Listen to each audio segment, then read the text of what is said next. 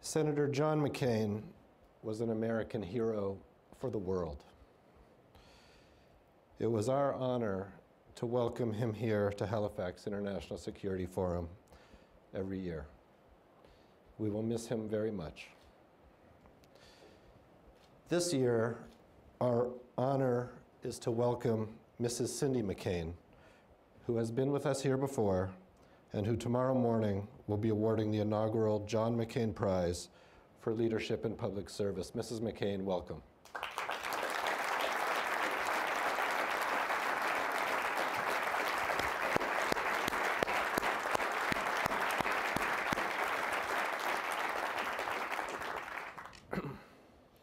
Ministers, members of Parliament, members of the congressional delegation, distinguished officers, ladies and gentlemen, colleagues and friends, welcome to Halifax.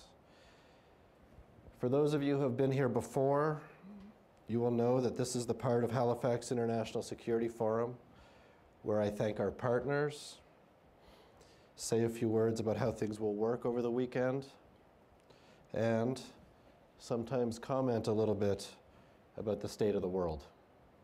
One regular and prominent participant told me recently that he looks forward to my opening remarks from the podium as an annual scolding. I will do my best not to disappoint. Of course, here at Halifax, we work to project today's issues into the new year to give you, policymakers and decision makers, the information and the insights you need to make good decisions, to make good policy. And you will be hearing from many people from this stage much better equipped than I to do just that. But standing here in November 2018, it is impossible not to reflect that 100 years ago today, the world was celebrating the end of the Great War, the war to end all wars. After such a brutal 4 years, it was, of course, natural to have a strong sense of optimism. The optimism must have been palpable.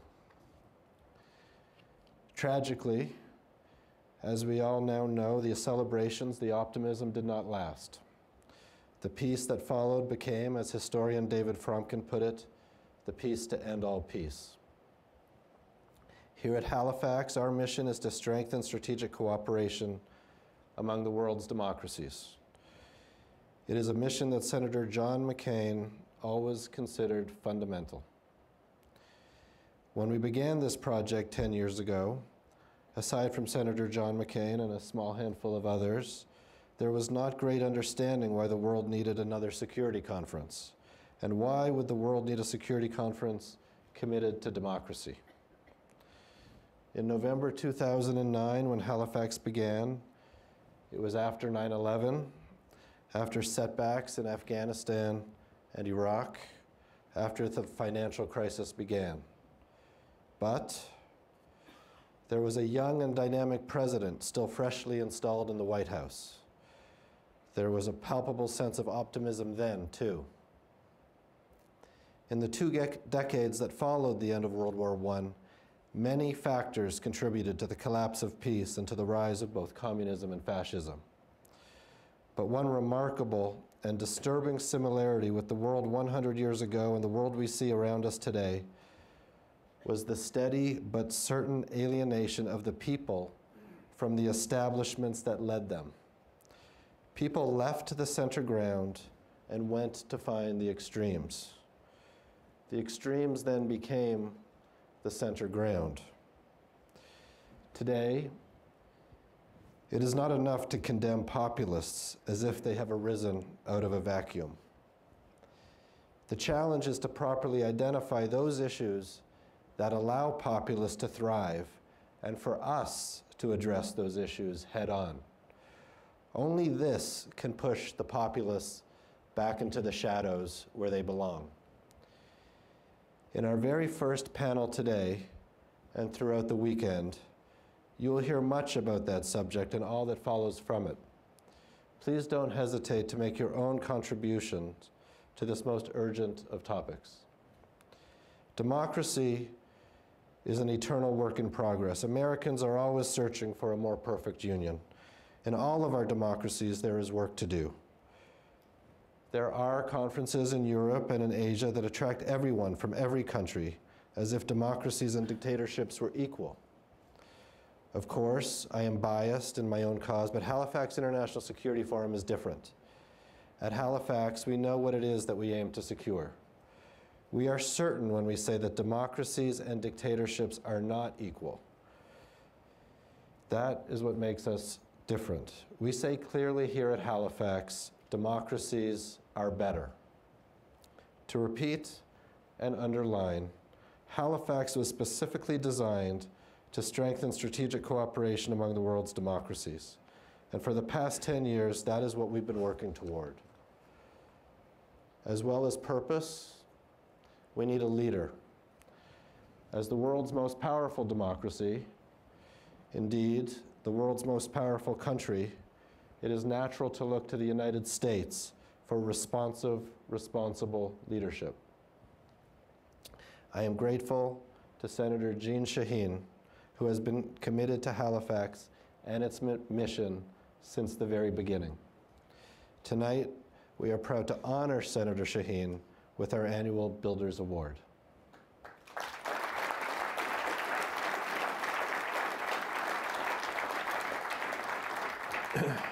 Senator Shaheen is joined by Senator Tom Tillis, who together lead this weekend's congressional delegation. Senator Kane, Senator Fisher, Senator Coons, welcome back. Senator Bozeman, Senator Rounds, Senator Wicker, welcome. Thank you for coming.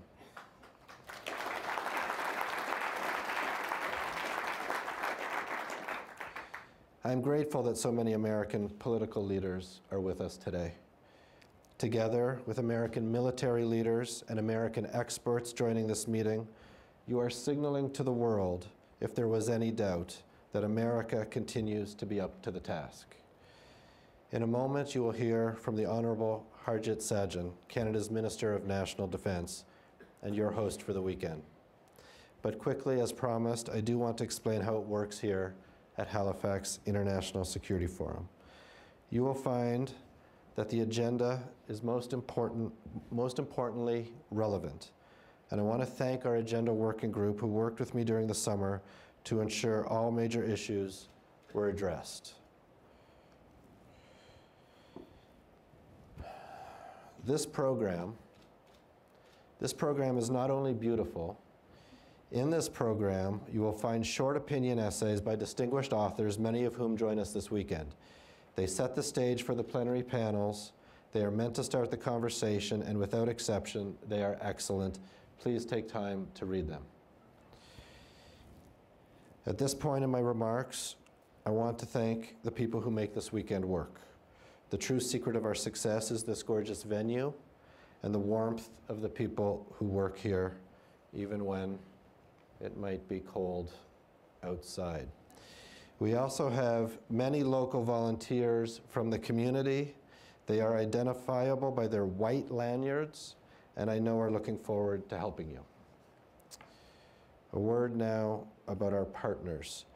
Bill McCaffrey, founder of Calgary-based Meg Energy, founded the Halifax Canada Club 8 years ago to ensure that industry's ideas for international security are included in the conversations here at Halifax.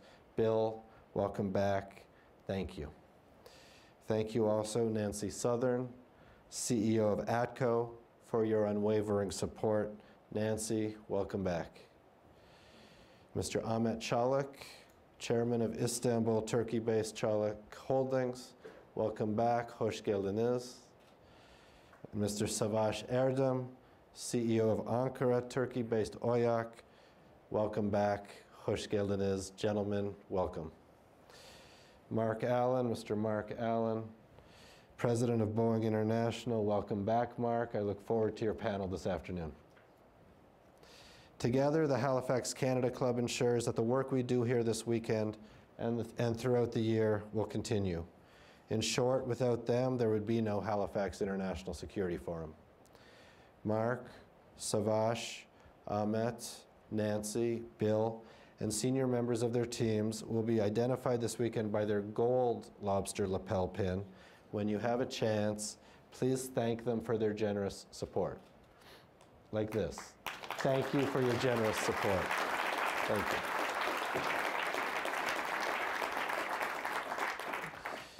Thank you also to NATO.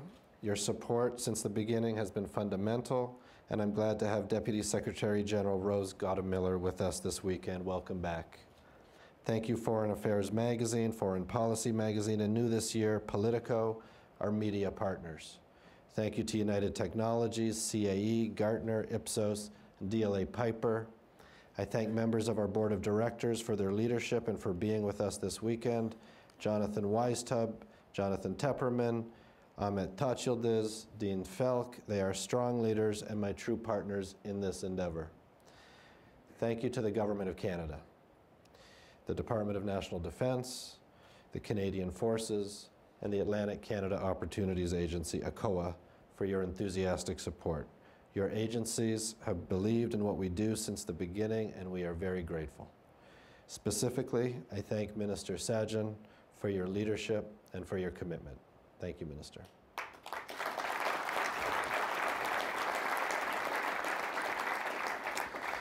General Vance, Chief of Defense Staff, thank you for your confidence in us, too. For everyone's situational awareness, we started late. I have promised General Vance that we are going to run on time. We are going to get back on time.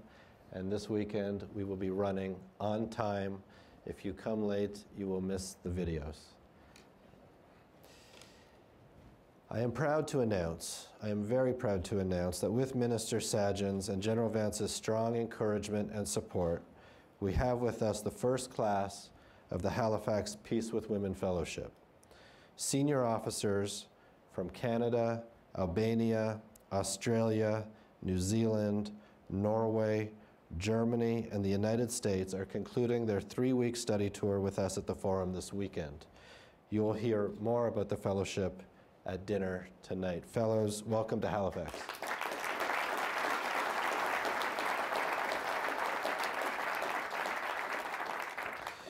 Of course, none of this would be possible without you, our participants. Many of you have traveled a long way. Some of you who haven't traveled such a long way felt as if it were a long way today. Thank you very much for making the trip. I make a special reference also to our delegation from the German Bundestag and legislative leaders of the NATO Parliamentary Assembly that is meeting next door this weekend. Minister Akar of Turkey, welcome back, and General Dunford, Chairman of the Joint Chiefs of Staff of the United States of America, welcome for the very first time. Our comms team tells me that I have to mention our hashtag. Please use social media to convey your thoughts throughout our on-the-record sessions. Our hashtag is HISF 2018. The young men and women who fought and died in World War I depended on those who survived to keep the peace they had fought for. The young men and women who fought and died in war far away since then, including Afghanistan, including Iraq, including in peacekeeping missions everywhere, have a right to know that in gatherings such as these, we are doing everything we can to make their sacrifice worthwhile and our collective future secure. Every schoolgirl and boy in Canada learns the following lines that were written on the front lines of the battlefield of World War I by Canadian Army Lieutenant Colonel John McCrae. In Flanders fields, the poppies blow between the crosses row on row that mark our place. And in the sky, the larks still bravely singing fly, scarce heard amid the guns below. We are the dead. Short days ago we lived, felt dawn, saw sunset glow, loved and were loved, and now we lie in Flanders fields. Take up our quarrel with the foe. To you, from failing hands we throw the torch. Be yours to hold it high. If ye break faith with us who die, we shall not sleep, though poppies grow in Flanders fields. Today, you will have received a Waterman pen in your welcome package. This iconic Waterman pen is the same Waterman pen that was used to sign the armistice in November 100 years ago. This torch is for ideas. Use this pen this weekend and beyond. Use this pen wisely. To protect democracy, pass this pen forward to your children and to your grandchildren. 100 years from now, we want them to be proud of what we did here today. Ladies and gentlemen, thank you for your commitment. It is now my great pleasure to welcome Canada's Minister of National Defence and your host for the weekend, the Honourable Harjit Sajjan.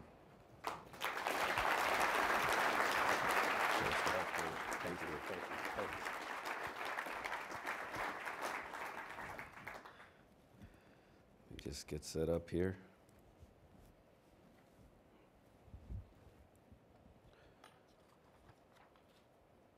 Peter, thank you very much for your kind introduction, your words, the thought-provoking and a very emotional video that's known for the Halifax International Security Forum.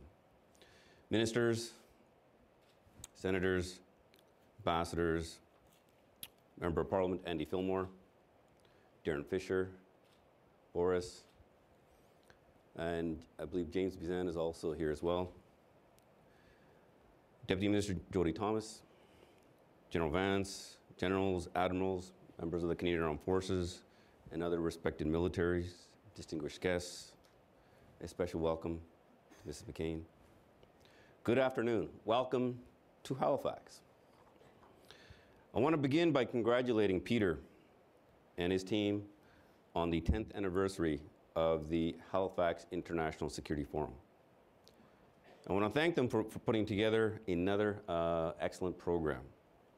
It's a pleasure to be back here in Halifax again, back with all of you, because this has become one of the most important security gatherings of the year, in my opinion. It is especially memorable, as Peter mentioned, to be coming together shortly after the commemoration of the 100th anniversary of the end of the First World War. We must never lose sight of the valor and sacrifice of those who served. Against long odds and in the harshest conditions, they defended the cause of freedom. They fought for a Canadian future. They fought for our future. Many gave their lives in places that have become a part of our national vocabulary: Ypres, the Somme, Passchendaele, and Vimy. In Ypres, where the Allied forces defended the line, facing a new weapon, poison gas. At the Somme, a long and costly battle where more than 1 million soldiers were killed or wounded.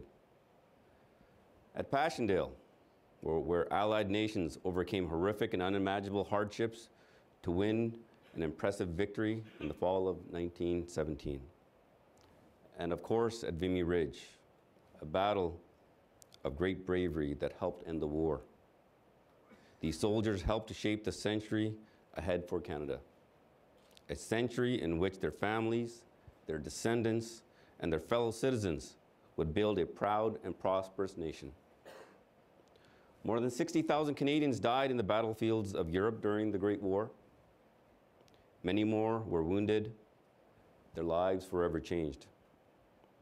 From this loss came a legacy. The First World War helped to forge the Canadian identity. This war was to be the war to end all wars. But regrettably, this was not to be.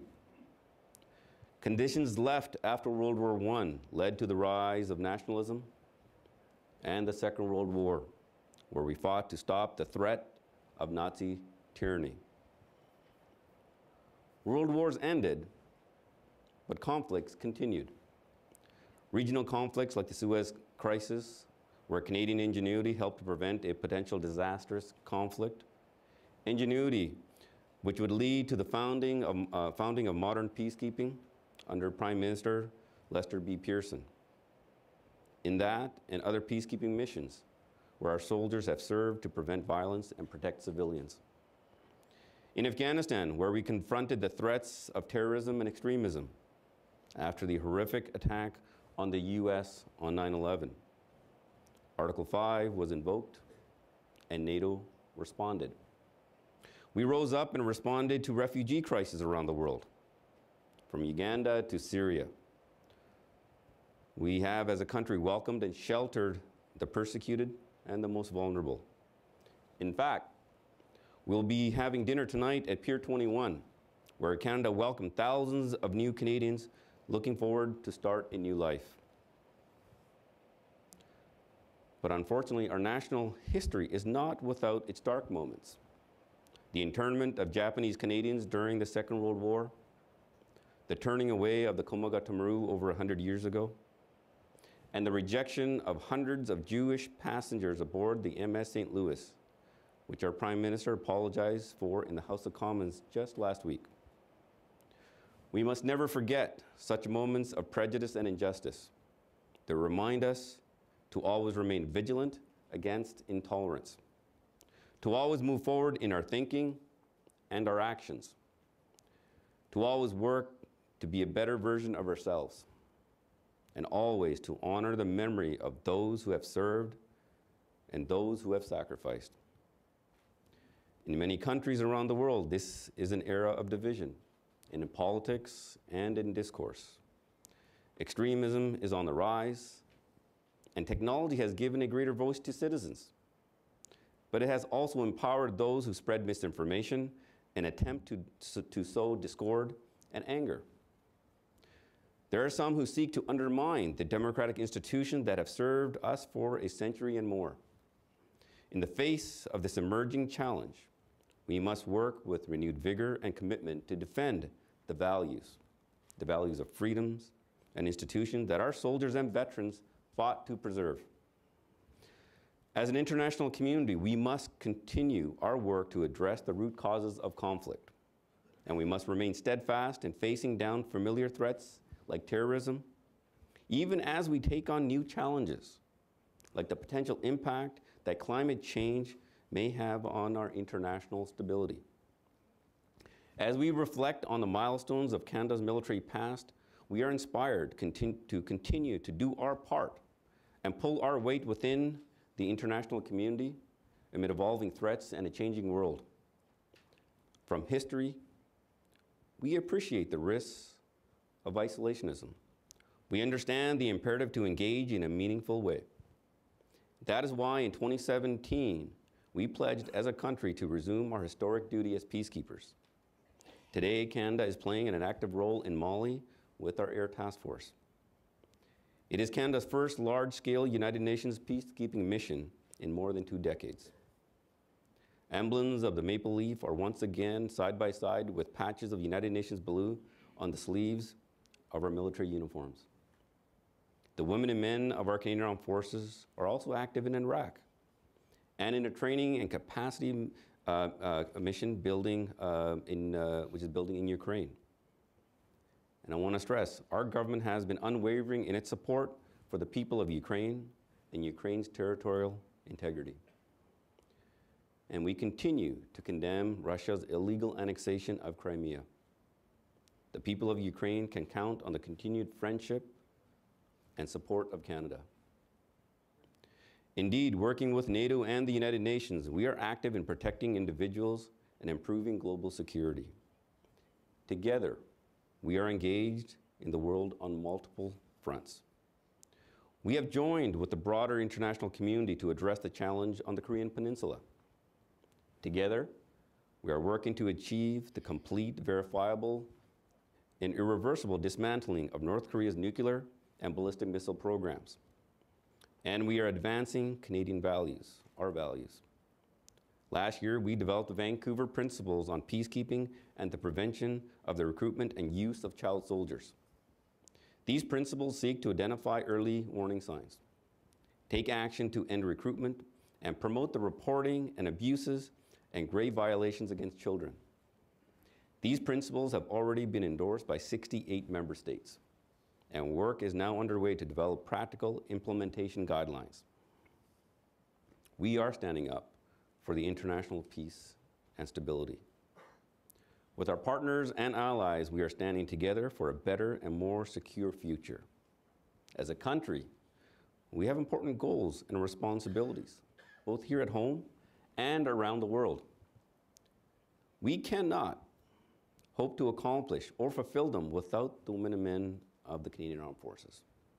Courageous, dedicated, highly trained, and highly capable, they represent the very best of Canada. As Minister, I say with pride and with purpose that the members of the Canadian Armed Forces and their families are our top priority.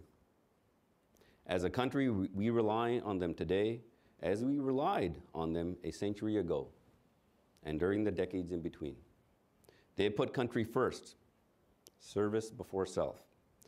They serve in areas of strife and hardship. They represent us with the highest levels of professionalism and character. They defend our freedoms. Canadians value the members of our Canadian Armed Forces and the veterans who have bravely served our country over the years. And I'm proud of what we are accomplishing in the world. With the effort and expertise of our Canadian Armed Forces members and under the leadership of our Prime Minister, who is a strong advocate of our military personnel and a believer in that in the good that Canada can do in the world. In August of 1914, Prime Minister Robert Borden stood in the House of Commons to announce that Canada would join the war effort in Europe. He said that Canada's soldiers would answer the call, and I quote, "Not for the love of battle, not for the lust of conquest, not for greed of possessions, but for the cause of honor, to maintain solemn pledges, to uphold principles of liberty." A century later, those words continue to guide our country and our forces. Ladies and gentlemen, we do not seek out conflict. We seek to end it. We are active in the world to protect and defend our nation, our values, and freedoms. As we gather in the name of international security today, let us resolve to work together in partnership to further these noble goals. Thank you very much.